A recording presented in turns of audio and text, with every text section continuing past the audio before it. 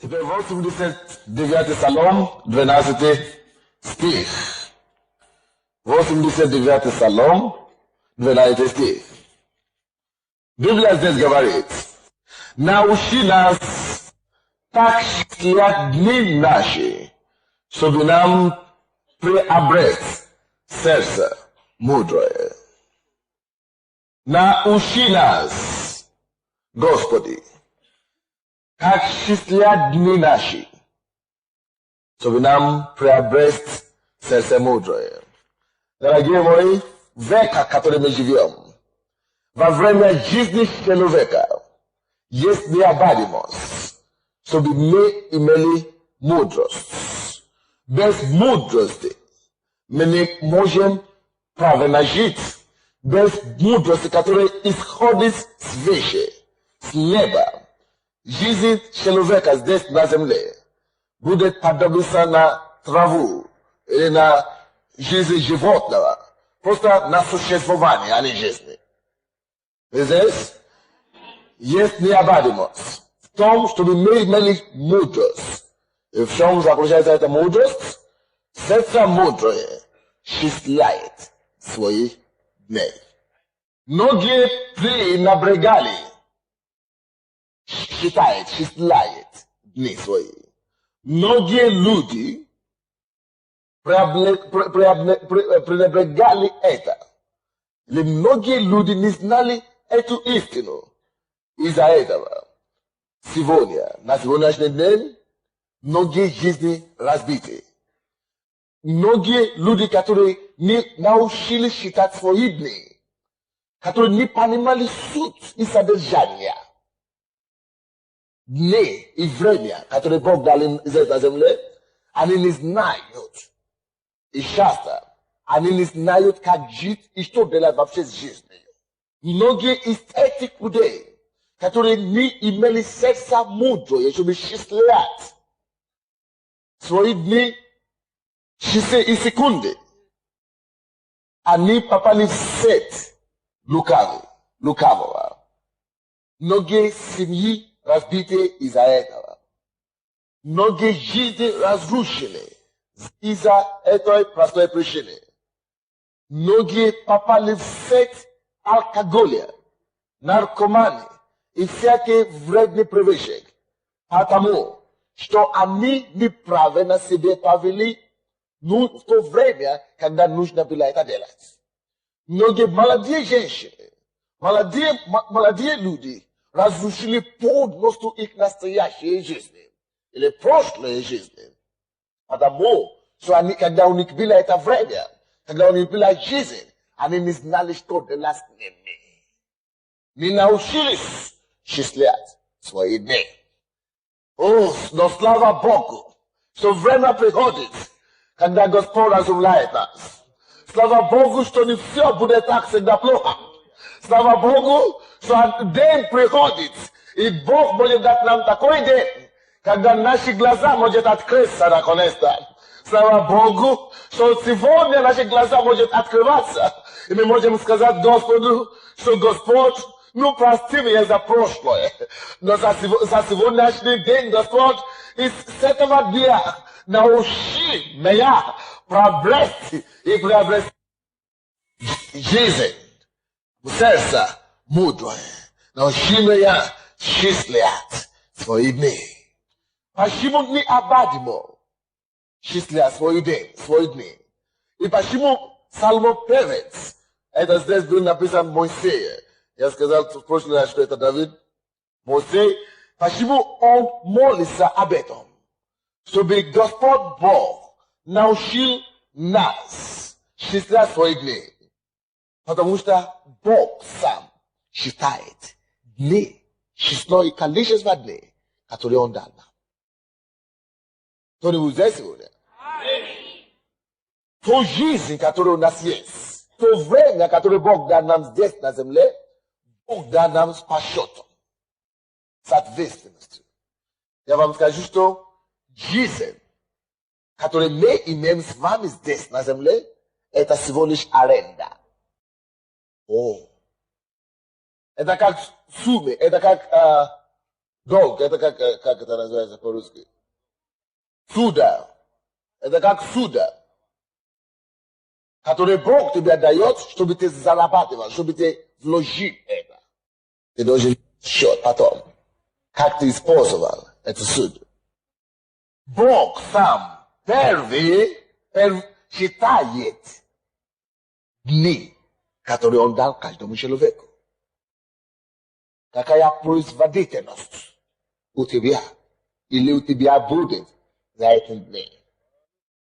Иногда я смотрю на жизнь многих людей, мне хочется плакать за них.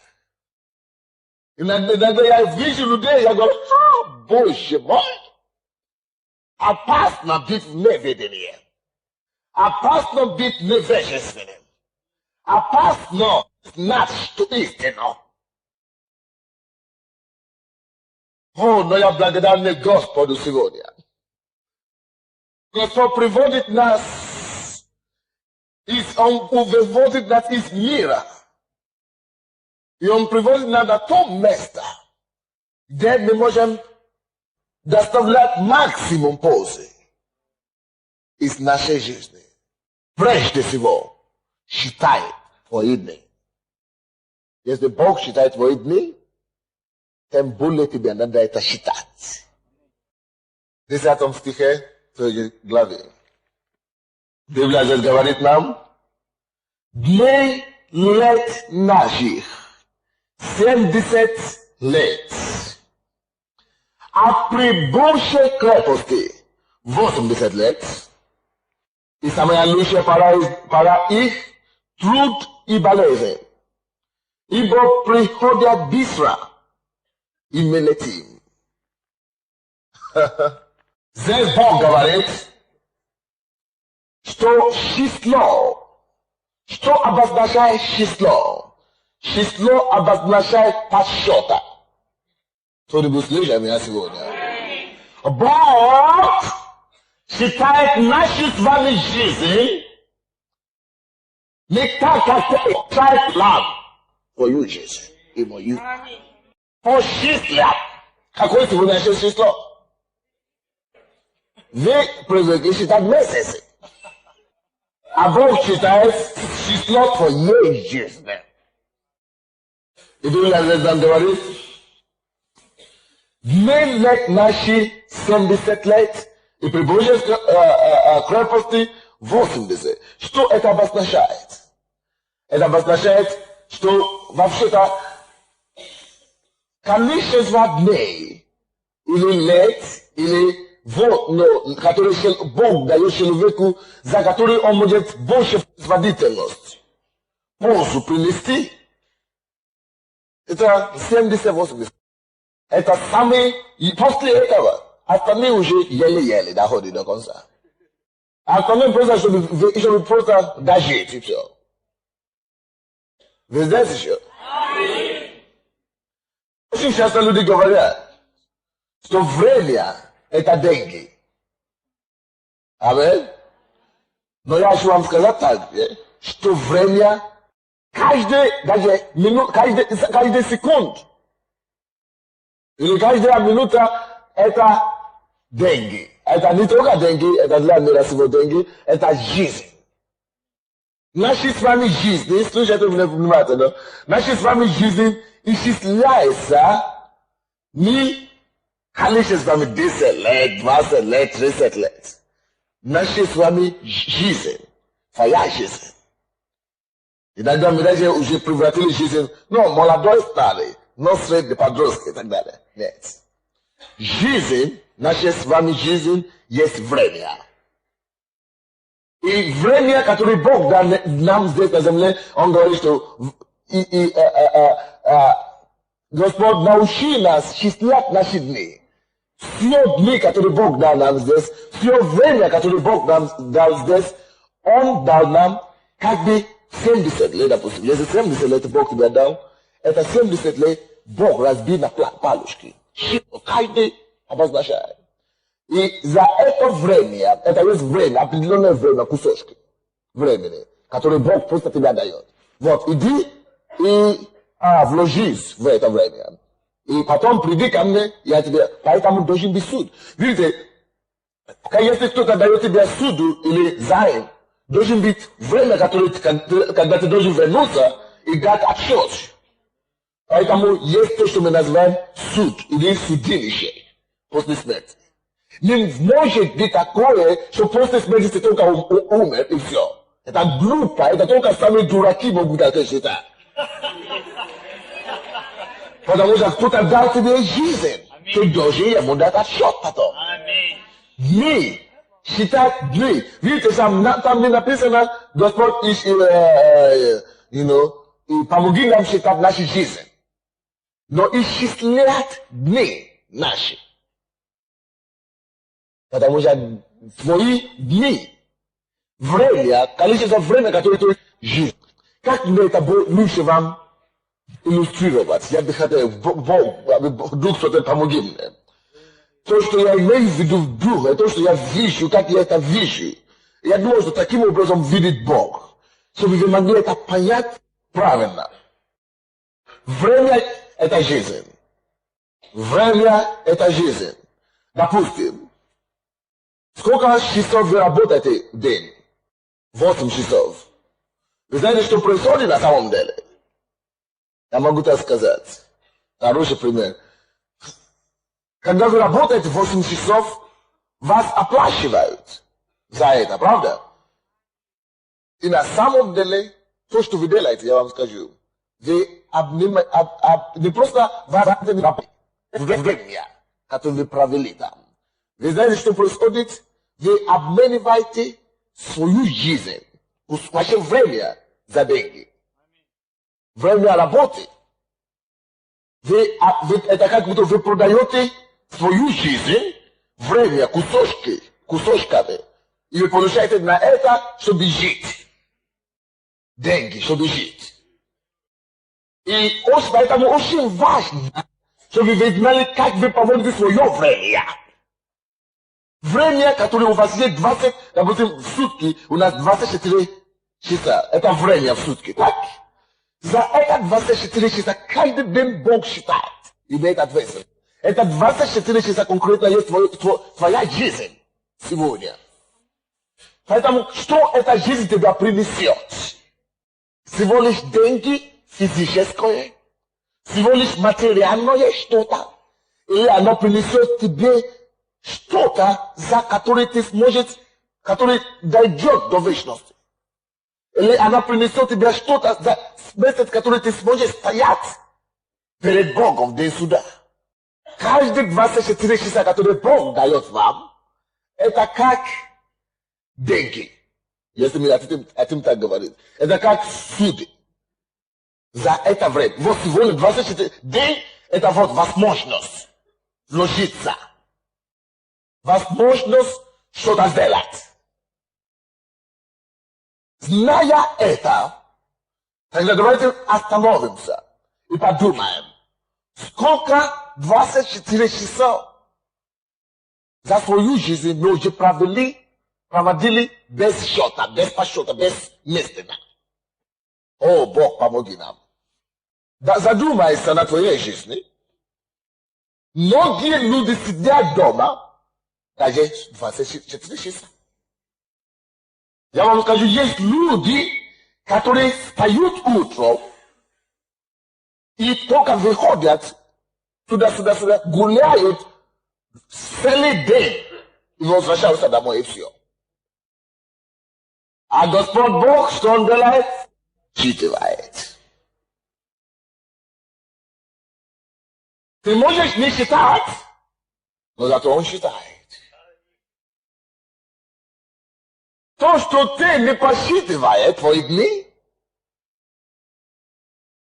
не мешает Богу это делать. О, мой Бог. Итак, научи нас числять свои дни. Свои дни. Свои дни. День 24 часа. Из них кто-то спит 8 часов. кто-то 7, кто-то 6. Неважно сколько. Скажем 8. Из 24 минус 8, что остается? Сколько? 16. Из 16 некоторые еще 8 работают. Сколько осталось? Все. При нынешнем транспорте.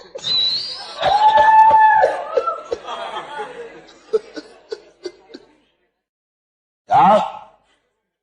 2 часа туда и обратно. 6, да? Тогда все. Надо еще кушать и варить и так далее. И мыться, и одеваться. Некоторые из этих даже остальные, короче, скажем, 2 часа на проезд. Туда-сюда. Мы к гостям на работу и так далее. 2 часа. Получается, сколько остается? 6. Из 6 кто-то проводит еще час или 2 на кухне и в туалете, и ванне и так далее. Час, как минимум. Или сколько вы проводите на кухне? 3. А значит 2, давайте возьмем оттуда 2 хотя бы. Получается, сколько остается? 4. На кухне 2. Чтобы убрать и так далее, огладить, одеваться, еще 1 час. Остается 3. Ну, может быть, не каждый день выходит в магазин, но бывает, приходится, правда? Кто-то смотрит телевизор сейчас еще. Вы не смотрите, да, слава Богу. Но кто-то это делает.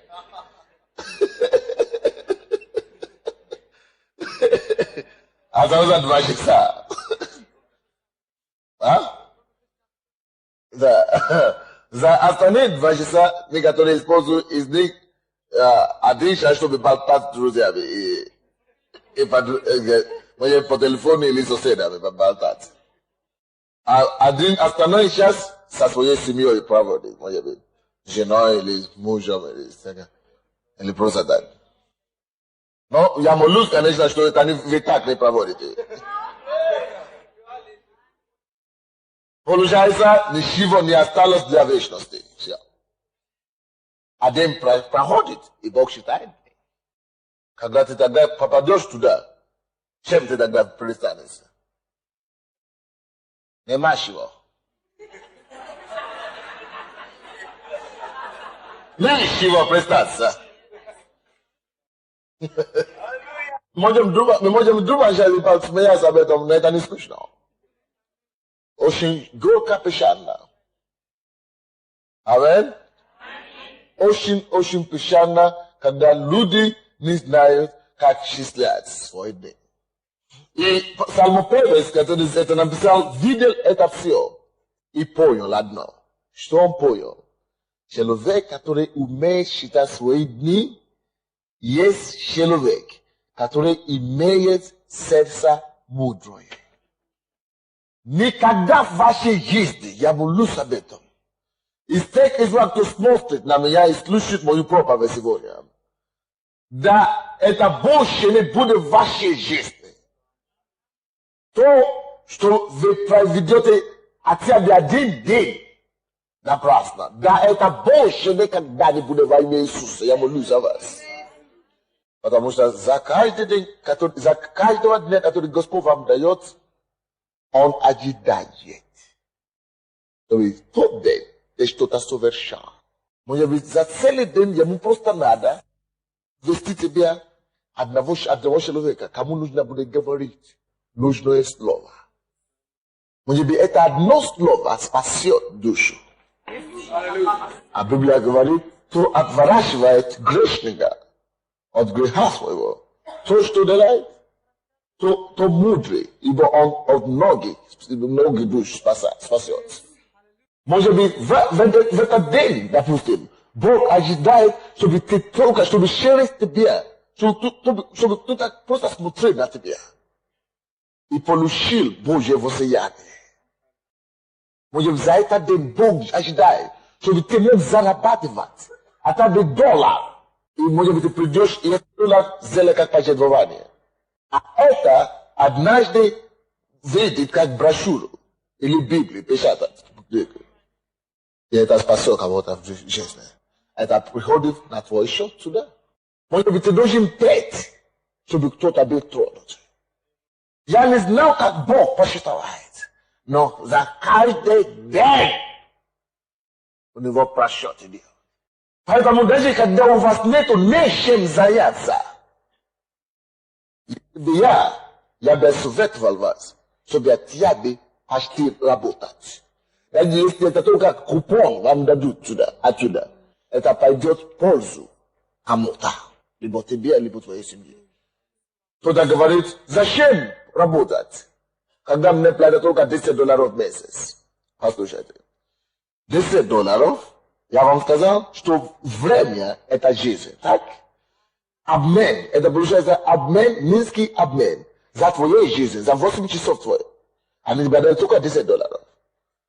Это обмен за жизнь.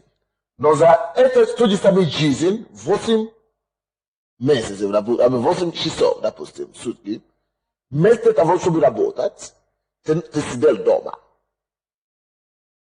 Ты смотрел телевизор или спал. Ты сгорел. Это как будто ты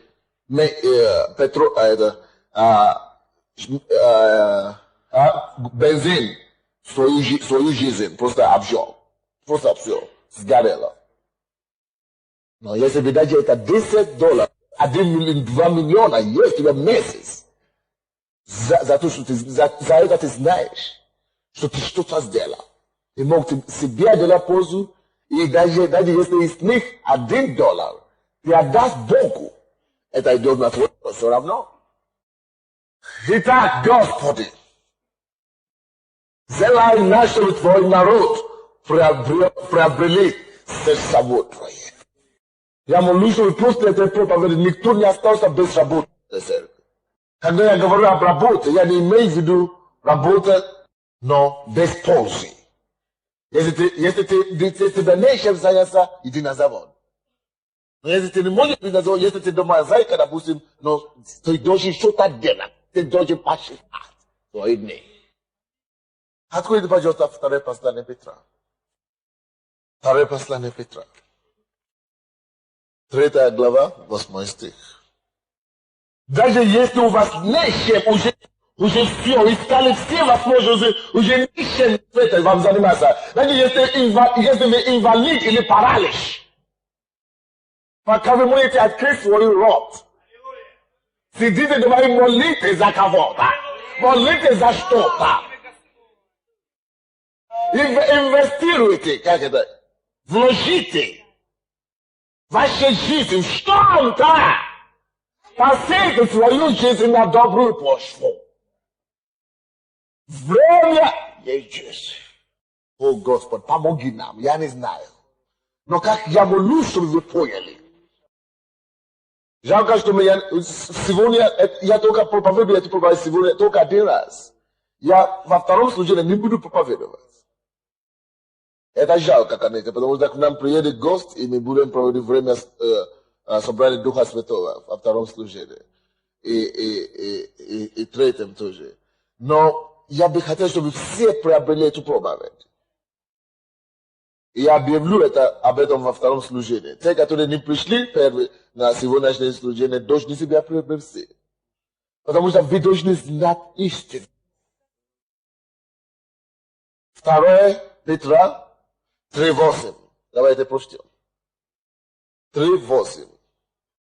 Вы поймите, почему я сказал то, что я сказал, что вы должны все приобрести эту кассету.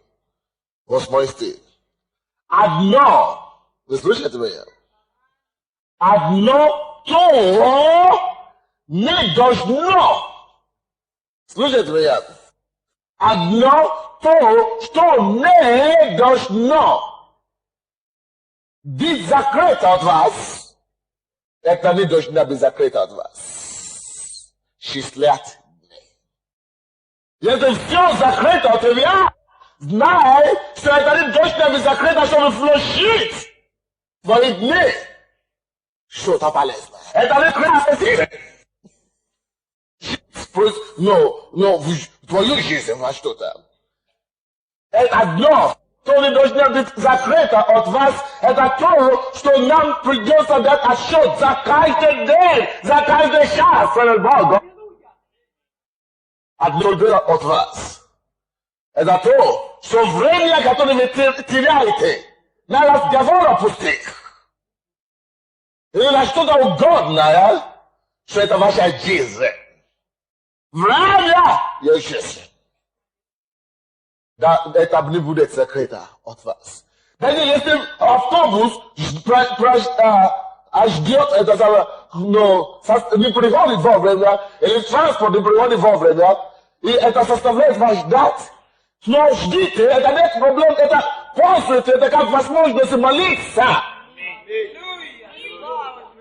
Даже когда вы ждете на остановке, не нервничайте, не разговаривайте, не присоединитесь с миром всего, чтобы осудить кого-то, чтобы ругать кого-то. В это время, когда все суетятся, переживают, вы сосредоточьте внимание с Богом, свяжитесь с небом, свяжитесь с небом.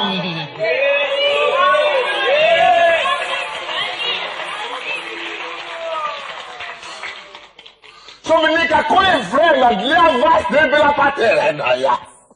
Потеря времени – это значит потеря жизни. Во время перерыва, во время лучший способ отдыха. Лучший способ отдыха есть молитвы на языках Духа Святого. Если вы не крещены Духом Святым, обязательно спорте сегодня служение подойдите к стенду там вестибюль, а молятся за вас, примите крещение Духом Святым, любое время вы сможете позвать за ими. Потому что это более духовно, это приносит вам больше пользу, чем даже 10 часов за станком. Но, конечно, если после станки вы вложите это что-то в дело Божье, это будет большой результат. Траченное время не вернешь никак. Вот что значит счислять. Прошел, значит прошел. Если это время прошло, значит прошло. Прошел день, значит день прошел, ты ее не вернешь. Одно. То должна забыть, не должна быть закрыта от вас, возлюбленные, что у Господа один день Бог считает. Не. У Господа один день. Как 1000 лет. У Господа один день, как 1000 лет. И 1000 лет, как один день. О чем это говорится? Это говорится о том, что Бог есть хозяин времени. Он держит время в его руках. И многие из вас думаете, что у меня еще время. Библия вам говорит, что ваша жизнь 70-80 лет. Тогда в день есть 24 часа, да? Если 70 лет, в день из 20, сколько это процент будет? Это ничтожество. Это секунды. Вы понимаете? Так что, в общем-то, у нас не очень много времени. По сути дела, у нас не очень много времени. Я не знаю, если вы можете считать это, сколько секунд это получится, или сколько минут это получится, но за несколько секунд мало чего то, что вы успеете делать. Вот так, как Бог смотрит на наши 70-80 лет. Что мало чего успеем делать.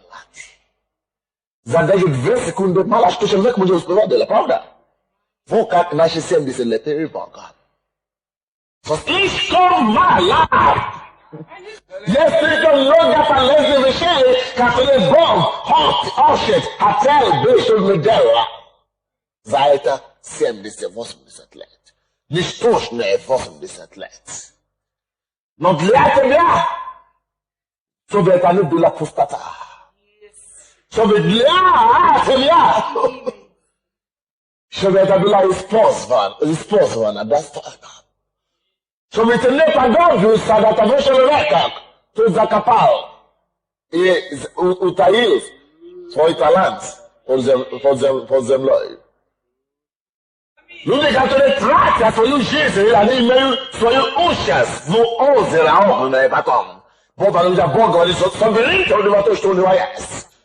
И бросьте его печь горячим огнем. Он не знает, как пользоваться и как ценить жизнь. Поэтому он будет знать теперь, как ценить время в аду. Потому что там уже не закончится срежение зубов. Поэтому я не могу понять людей, которые не работают. Я не могу понять. Я не могу понять. Люди, которые не ходят в церковь. Люди, которые не евангелизируют. Люди, которые не дают десятину. Я не могу понять. Они живут сегодняшним днем. Они думают, что это много. Они хотят здесь построить палац. Дворец. А это всего лишь считанные секунды. Оно закончится у тебя в глазах. Потому что за них потом не будет ничего представиться за них. Аллилуйя. Иногда я жалею, что я покаялся только в 19 лет. Когда я думаю об этих днях, которые я проводил в дискотеке, Боже мой. Не пустых разговоров. Но слава Богу, что все старое проходит. Все становится новое. Но зато, Господи, я максимально буду употреблять то, что остается. А я вам скажу, у многих из вас еще меньше гораздо остается, чем то, что у меня было. Гораздо меньше. Вам нужно бежать. Летать, не то, что бежать. То бишь, что-то полезное, успеть делать. Это быстрее заработала и как можно больше, клянся Богу, что ты заработаешь все, как можно больше, и отдаст остаться больше для распространения Евангелия. Если ты студент и учись стать лучшим адвокатом, стать лучшим юристом, то ты мог Евангелие Иисуса Христа защищать и провозглашать мирную. Если ты инженер, если ты рабочий, сделай все твоей силы, чтобы твоя профессия, твоя деятельность могла принести людям пользу и царству пользу, что ты мог признаться перед Богом и сказать: Господь, вот все, то, что я мог делать, то способности, которые ты мне дал, я воспользовался.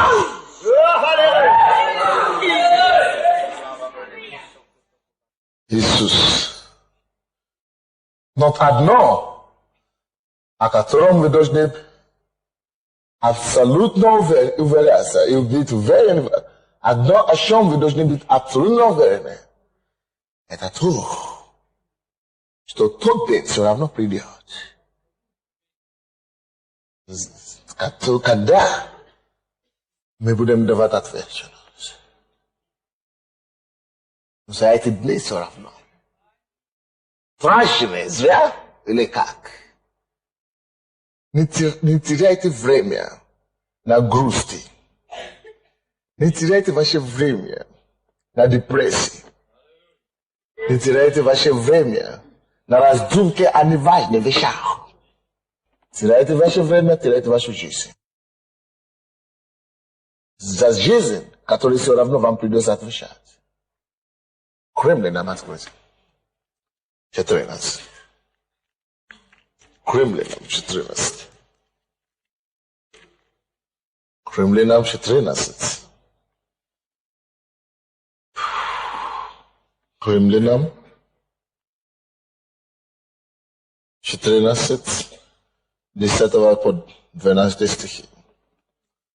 То был здесь четверг. Помните, о чем я проповедовал? То когда тем больше сопротивления, тем больше препятствий, тем больше вы должны стремиться больше попасть в церковь. Я специально это проповедовал, считал эту проповедь в четверг, чтобы сегодня, как бы,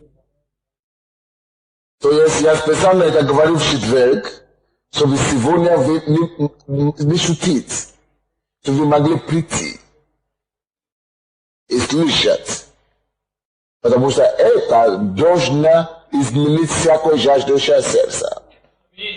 Мы нуждаемся в сердце мудрое, дорогие. Мы нуждаемся в сердце мудрое. Помните? Сердце мудрое числяет свои дни. К Римлянам 14. К Римлянам 14 глава 10 стиха, я сказал, да? По 12.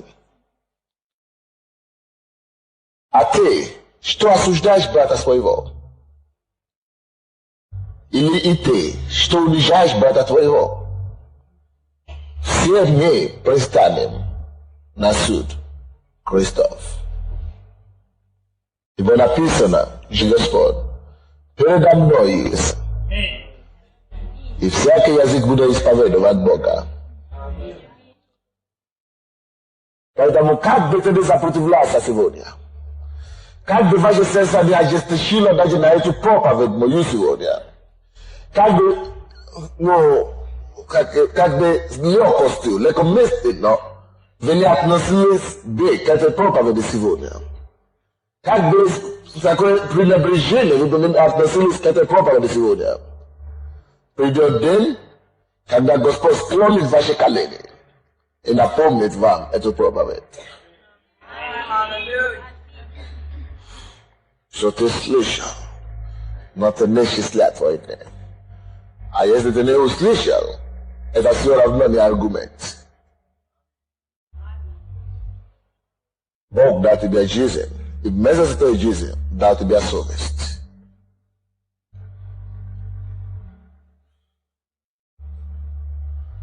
Никогда не думайте, что-нибудь, которое вы делаете для Бога, тщетной или потерянной. За это мы будем отвечать перед судилищем Христове. И в 12 стихе написано: итак, каждый из нас за себя даст отсчет кому? Каждый из нас даст отсчет уже не пастору, слава Богу. Даже те, которые не признают сегодня, дадут отсчет. Божий научил нас научить наши числять наши дни. Были те, которые отвергали это всего. Были те, которые сомневались. Были те, которые плевали даже на ней. Но хочешь, не хочешь, ты умрешь. И встретишься с ним. Хочешь, не хочешь. Он 1000 раз отвергли. Он миллиард раз написал доклады. Придет день, когда он склонит каждое колено. И твой язык, твой собственный, которым ты унил его или пренебрегал его, этим же языком будешь исповедовать Бога. Боже, помоги нас числять наши дни. Даже если вам 10 лет сегодня, это слишком мало времени.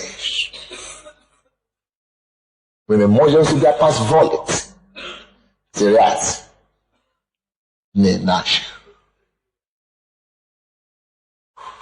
А если вам еще старше, вот то тем более. Молодые люди, и бабушки, и родители. О, я прошу вас во имя Иисуса, научите детей так, чтобы они чтобы им не придется гулять пол жизни, как мы с вами делали. Чтобы им не придется сжигать и терять лето их. О, Иисус.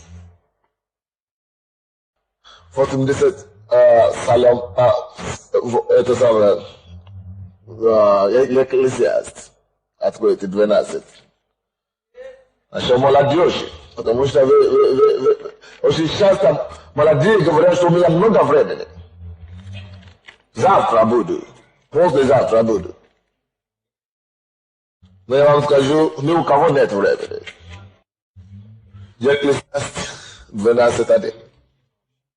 Екклесиаст 12:1. И никогда не жалуйтесь, что нечем не заняться. Никогда не жалуйтесь, что нечем не заняться. В конце концов, можно отъявить, в конце концов, открыть свой рот и начинать молиться за дело Евангелия, за Царство Божие. В конце концов, можно будет Слово Божие читать и кому-то свидетельствовать. В конце концов, можно кому-то научить, чтобы жить правильно и продолжать свою жизнь благоугодно. В конце концов, можно убрать улицу, чтобы заработать десятину себе. Аминь. Слава Богу. Аллилуйя. В конце концов, можно кого-то спасти. А для неба ничего дороже, чем спасти жизнь, привести жизнь ко Христу. Многие из вас думали, что вы никогда не делали ничего. Но зато вы даете копейки, десятины здесь.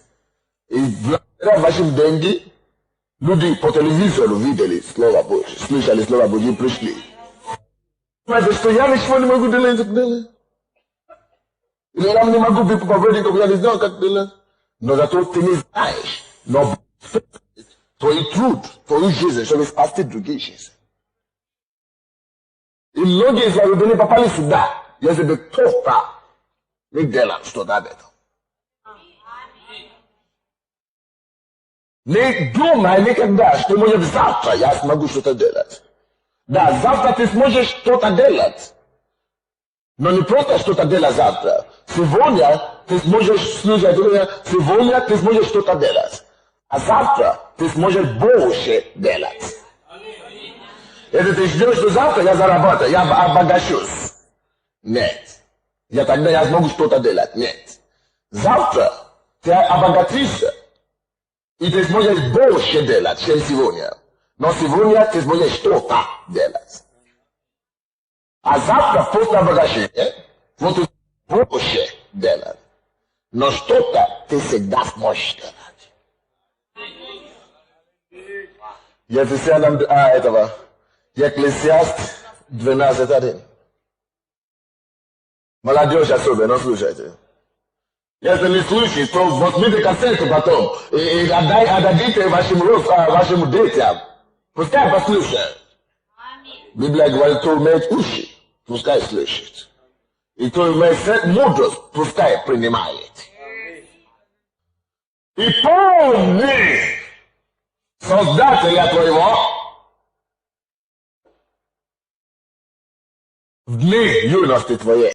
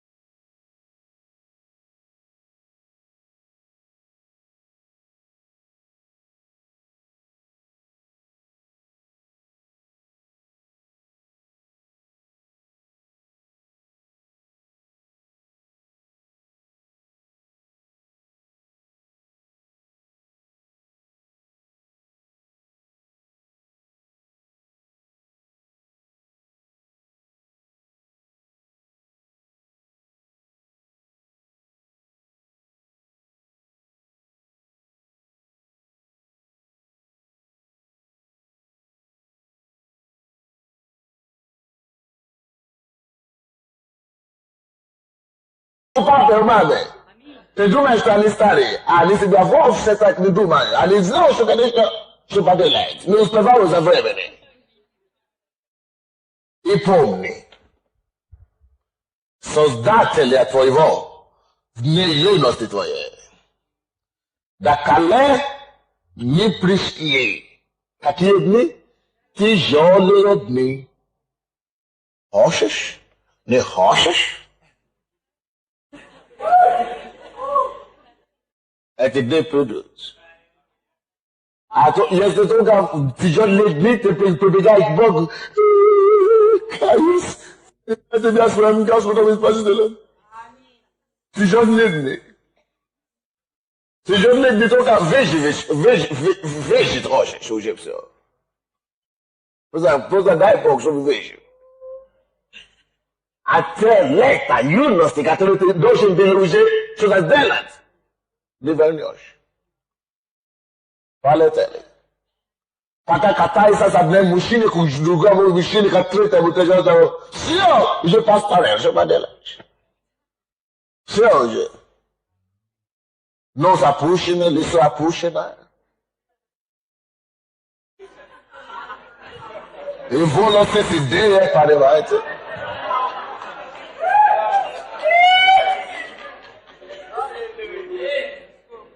I am too much to vesh no tak good at vesela. Aha. Vesh no tak good at vesela. Vesh no. Но это ты еще ход, даже в тяжелых дней еще проснешься. Ты не проснулся, пока только в аду там проснулся.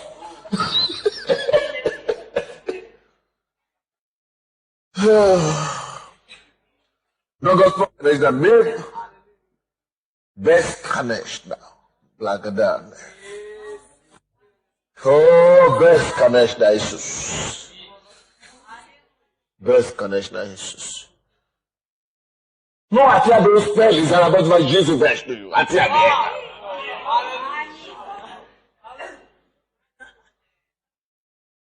А насчет награды Господу уже помилуй. Конечно, ты не получишь то, что ты зарабатывал. А еще хуже. Представляете? Некоторые все равно доходят до двери жизни вечной. И отходят. Все, дьявол все равно. Дьяволу все равно удается улавливать. Попадают обратно в эту сеть дьявольскую. О, Боже, помоги нам. Далеко добираться. Нету транспорта. Нету денег на транспорт. Когда верующие ветком завете ходили 3 сутки собрали победы возраста. А теперь нету транспорта, все уже, не могу. Когда люди отдавали, когда люди перестали перед пистолетом, перед смертью, каторгой, за то, что они верили в Иисуса. Я говорю, я лучше умру, потому что знали, в кого веровали. Потому что они поняли, что даже те, которые исчезнут, всего лишь считанные секунды. Это время я поскорее попаду туда. А ты как ты туда дойдешь, я посмотрю. А пойдешь, конечно, хочешь, не хочешь. Но тогда ты будешь капли воды даже просить у меня. А уже поздно. Надо думать тут на земле. И помни Создателя твоего, где юность ты твоих. Доколе не пришли тяжелые дни. И не наступили годы, о которых ты будешь говорить, нет уже мне никакого удовольствия. Сколько лет прогулял, когда эти дни тяжелые уже наступают, уже нет удовольствия в них. Уже не интересно. Уже после за что-то делать здесь. Поздно. Но если даже вам 80 лет сегодня в этом зале, даже если вам осталось только один день провести здесь на земле, проведите это достойно. Зарабатывайте себе хоть копейку для вечной жизни. Бог благослови нас финансово, чтобы я мог Kijk, we zijn zo bij het umnožit, razmnožit eto propaver i razdavati всем бесплатно. Što bi vas ne bila povode skazat što ovoga neto dene kupiti.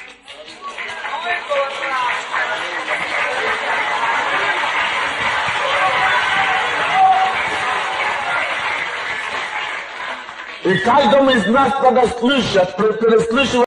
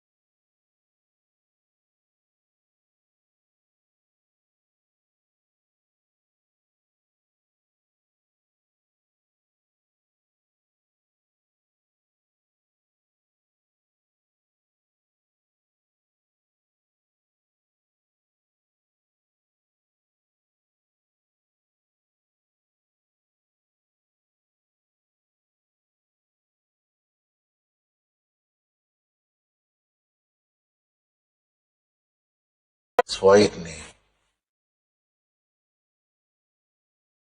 Не траджесний. 24 часа. То спит 8 часов.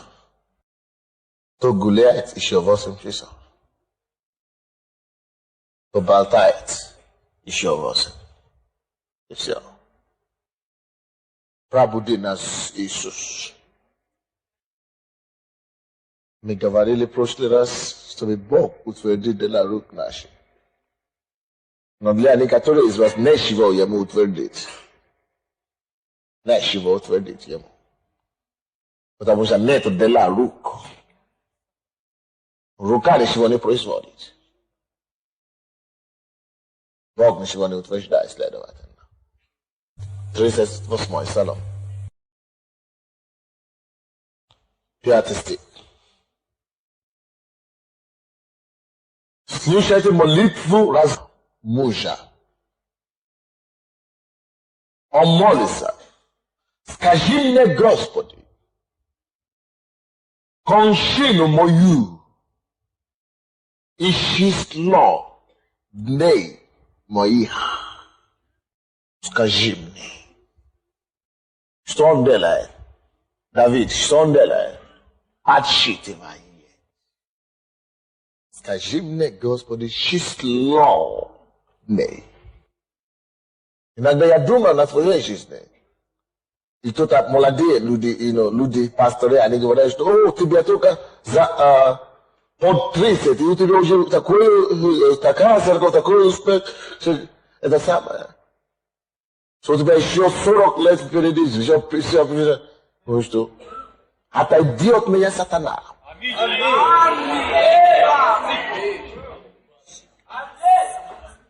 Я молюсь, чтобы Бог не научил посчитывать число дней моих. Число дней моих. Потому что каждый день весомо. Для каждого дня достаточно забот свой. Для каждого дня достаточно планов, которые необходимо выполнить для Бога. И кончину мою покажи мне, какое оно, дабы я знал, какой век мой. Скажи мне, Господи, кончину мою и число дней моих. Думаете ли вы о кончине вашей даже? Что вы останете, что вы успеете сделать? Что вы оставите? Или вы просто боитесь, как только что вместе ваше придет к этому? Страшно. Нет, не должно быть так. Считайте и рассчитывайте. Подсчитывайте числа ваших дней. Аминь. И число дней моих какое оно? Чтобы я знал, дабы я знал, какой век, это как жизнь, какая жизнь моя. Что дает результат, какая жизнь у него будет. Его век, число дней и кончина. Число, каждое число. А счет этого число дней и кончина. Число дней обозначает жизнь. Какой каждый день, каждое число, такая жизнь ваша. Число дней посчитывает век. Откройте Иаков, 4 главу. Я не хочу спешить закончить эту проповедь. Пускай она дойдет до вас, как оно есть. Иаков, 4 главу откройте. Иаков 4, 13-15 стихи. 13-15 стихи. Иаков 4, 13-15. Теперь послушайте вы, говорящие. Послушайте вы, говорящие. Сегодня или завтра отправимся в какой-то город и будем зарабатывать. Сегодня или завтра отправимся. 4 главу откройте. Иаков 4, 13-15 стихи. 13-15 стихи. Иаков 4, 13-15. Теперь послушайте вы, говорящие. Послушайте вы, говорящие. Сегодня или завтра отправимся в какой-то город и будем зарабатывать. Сегодня или завтра отправимся в какой-то город и проживем там 1 год и будем торговать и получать прибыли. Ждешь сегодня или завтра, когда ты можешь сейчас что-то полезное делать. Вы, которые не знаете, что случится завтра, вы, которые не знаете, а кто знает, слава Богу. Что это за подсказка нам? Что жизнь наша сама по себе – это привилегия. Это право. Это возможность. Итак, какая она будет для вас за возможность? Реализованная или потерянная возможность? Если Бог еще 1 день добавил вам, благодарите Бога за это. Поэтому нам следует каждый день молиться. Помоги мне сегодня распределить свои дни. Помоги мне исполнить свое призвание на меня сегодня. Помоги мне, Господи, сегодня угодить Тебе. Помоги мне, Господь, что-то делать для царства в этот день. Когда вы просыпаетесь, еще 1 день, еще одна возможность что-то сделать. Слава Тебе, Господь. Вы, которые не знаете, что случится завтра. Ибо что такое жизнь ваша? Ибо что такая жизнь ваша? Послушайте, как Бог смотрит на нашу жизнь с вами. Пар, являющийся на малое время, а потом исчезающий. Пар, и все. Почему пар? Для Бога. Потому что 1000 лет для Него. Это как что? Поэтому не сосредоточься не зацикливайте на эту жизнь, который пар. Зачем закликиваться на пар, который все равно ты потеряешь, все равно, в конце концов, школа, притом. Есть некоторые, уже вся их жизнь, да, это все для них. Это 70-80 лет, это все для них. Все для них. Они зацепили за это. И бакс, pada unapol inazibeba ugolo vupriyeto. Non aeta sioni zakanche maisa. Pokashto nationalisa. Amen. Hallelujah. Ashto nationalisa. Promushenge. Liberalize kuishisa. Hallelujah. Liberalize kaishisa. Поэтому, дорогие мои, я всегда это говорю. Вы слышите меня, что живите на этой земле как бы на пальца ноги. На пальца ноги живите на этой земле. Готовься покинуть любое время. Не прилепетайте к этой жизни. Не прилепетайте слишком. Это не наш дом. Аллилуйя. Аллилуйя. Мы все равно покинем его. Если вся наша жизнь, вся наша сердце, все наше надежда будет здесь, то как только что жизнь здесь закончится, значит все.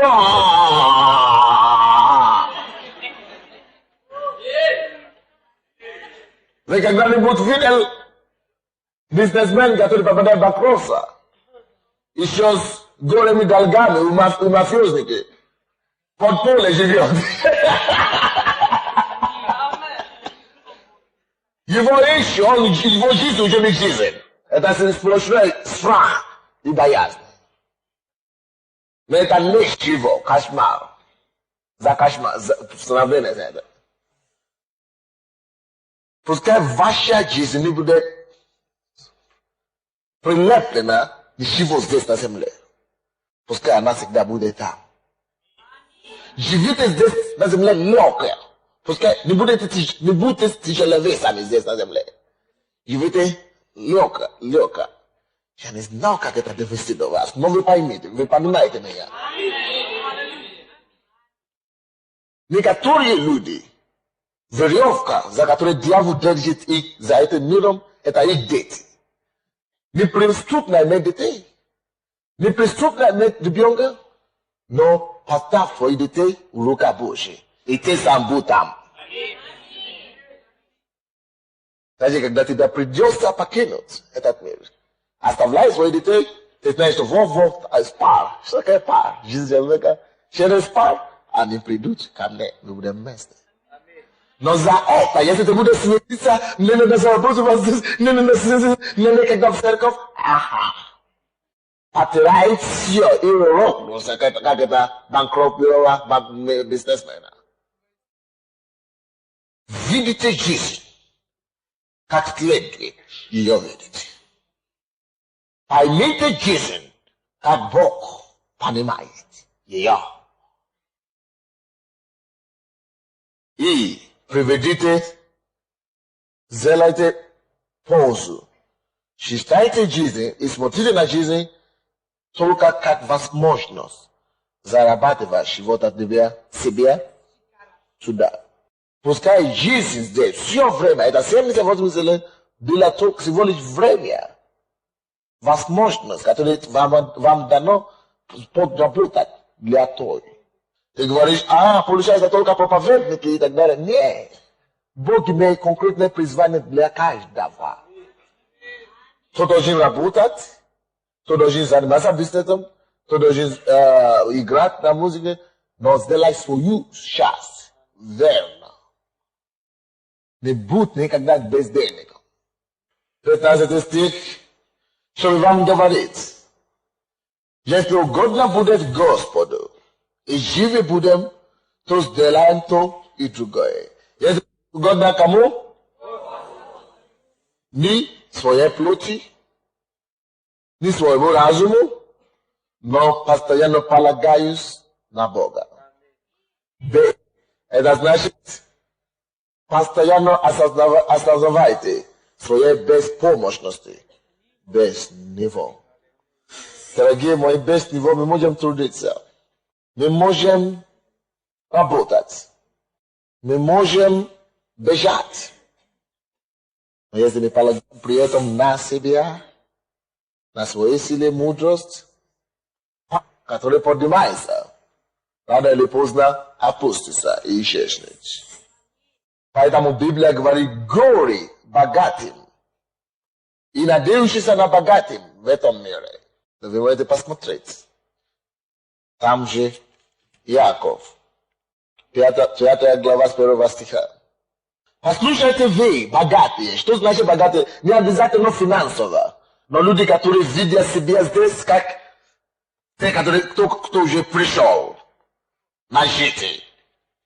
Жирный такой. Который надеется здесь на жизнь земной. Слушайте. Послушайте вы. Вы знаете, что это не надо нам смеяться над ними. Нам надо им это говорить. Вот то, что чем мы должны заняться. Говорить им это, разбуждать их. Послушайте вы, богатые, потому что вы плачете. Или дайте обесва ваши, находящий на вас. Вот бесва придет мне. Что такое бесва? Что за бесва? Когда они вдруг проснутся, уже ни богатство не помогает, ни друзей нет, ни фирмы нет, ни машин нет, ты уже перед своим создателем голым, таким, как он тебя создал. Все? Все. Но мы с вами обогащаемся. Мы будем богаты финансово и материальных вещей этого мира ради того, чтобы использовать их на приобретение людей с помощью. Мы не хотим быть жирными здесь на земле. Или надутые здесь на земле. Потому что 2 стих говорит, богатство ваше изгнило, и одежду ваши изъедены. Изъедены молью. Золото ваше и серебро изржавело, и ржавчина их будет свидетельством против вас. Видите? Да, против них. И съест плоть вашу. Видите как? Их богатство съедит их плоть. Как огонь. Вы собрали себе сокровища на последние дни. А это ошибка роковой. Если собрать богатство, в эти последние дни собрать нужно, но не для себя. Для царства. Ну что ж, тот, кто имеет уши,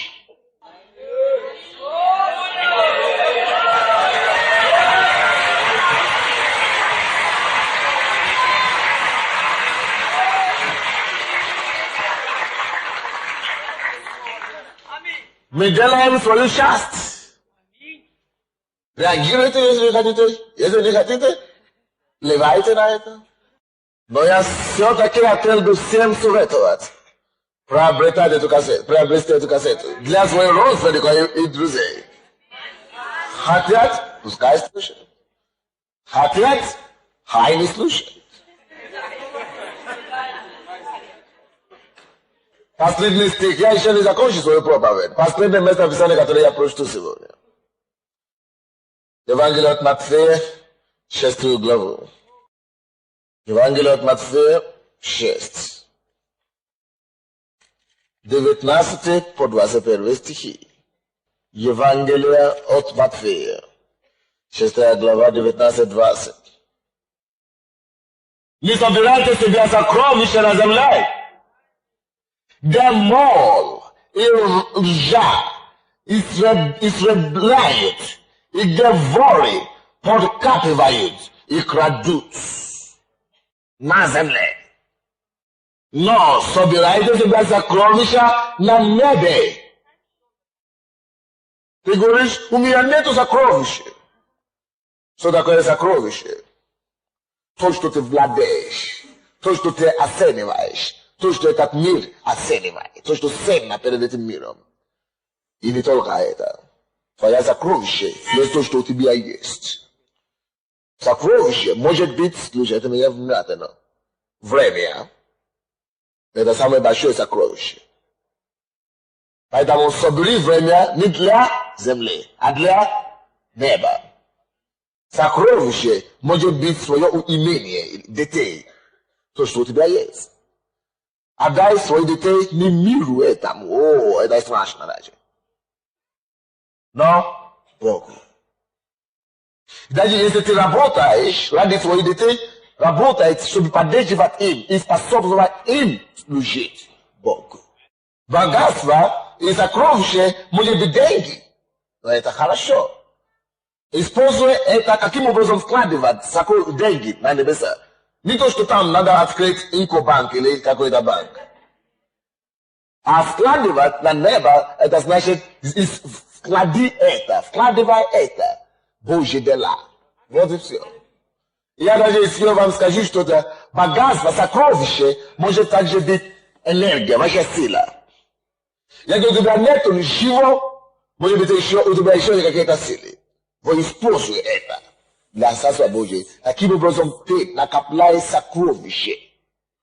А ты говоришь, а я не знаю, что у меня нет денег здесь на земле. О, но потому что ты используешь свою энергию для Бога, твое богатство там велика. То есть много, слишком много чего у вас есть. То, что у вас есть, которое можно использовать как сокровище, которое Бог это видит, как сокровище. Вы слушаете меня, да? Теперь 20 стих. Так.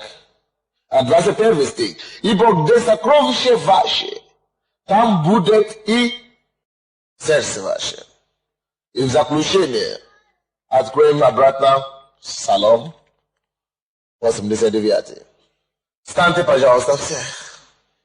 Псалом мужа Божьего, слава Богу за Моисея. 89 Псалом, 12 стих. Научи нас так счастливы дни наши, чтобы нам приобрести сердце мудрое. Сердце мудрое. Сердце мудрое. Посчитывай свои дни. Сердце мудрое. Посчитывай дней своих. Сердце мудрое. Вкладывает свое время. Не поджигает их. Молись. Призывай Богу. Поговори с Ним, чтобы Он тебе помог. Мудро поступать в своей настоящей жизни. Мудро вкладывать в жизнь твою.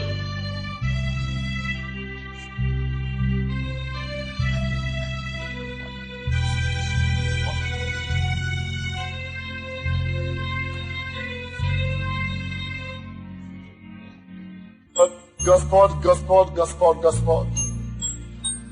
Господь Бог наш. Помоги нам, мой Бог. Помоги нам, мой Бог. Приобрести сердце мудрое. Чтобы с этого дня, Господь, чтобы ни один человек в этой церкви не жил напрасно свою жизнь. Свою жизнь. Чтобы никто не терял свою лапу во имя Иисуса. Но Дух Божий, Дух Святой, пробуди нас. Пробуди нас.